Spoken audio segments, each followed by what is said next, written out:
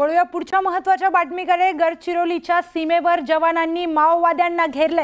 72 तासांपासून 20,000 जवान माओवाद्यांच्या मागावर आहेत, तर 40 जवानांना कडक उन्हाचा फटका बसलाय। जवानांना उपचारासाठी तेलंगणात हेलिकॉप्टरने नेण्यात आले। तेलंगणात भद्राचल मधील रुग्णालयात उपचार सुरू आहेत।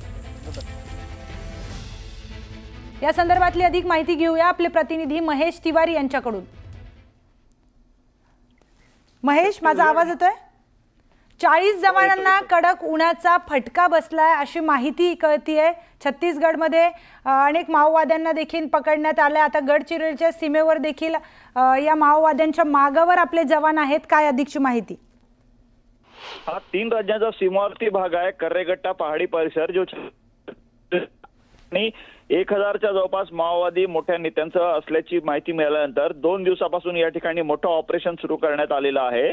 हेलिकॉप्टरचाही वापर या ठिकाणी केला जात आहे। सगळ्यात महत्त्वाचं म्हणजे कडक ऊन आहे आणि पारा 44च्या वर गेलेला आहे। कडक उन्हामध्ये जवान अभियान राबवत पहाडी चढण्याचा प्रयत्न करत आहेत। 10 किलोमीटरची पहाडी घनदाट जंगलाने वेढलेली आहे आणि या ठिकाणी या उन्हाचा फटका बसल्याने 40 जवानांना डिहायड्रेशनचा त्रास होत आहे आणि आता हा त्रास होत असल्याने त्यांना MI-17 या वायुदलाच्या हेलिकॉप्टरतून लगतच्या तेलंगणाच्या भद्राचलम येथे हलवण्यात आलेला आहे आणि जवानांना पूर्ण उपचार देण्याचा या ठिकाणी प्रयत्न सुरू आहे। या कडक उन्हाच्या पाऱ्यामध्ये आणखी जवान आहेत। तब्बल 15 ते 20,000च्या जवळपास जवानांची संख्या आहे। त्यामुळे या उन्हामध्ये नेमकं जवान कशा पद्धतीने पुढचे 2-3 दिवस मुकाबला करतील हे आपल्याला पाहावं लागेल। बरोबर, धन्यवाद महेश आपण दिलेल्या सविस्तर माहितीसाठी। तर 40 जवानांना कडक उन्हाचा फटका बसलाय, त्यामुळे त्यांना तेलंगणात आता उपचारासाठी नेण्यात आले।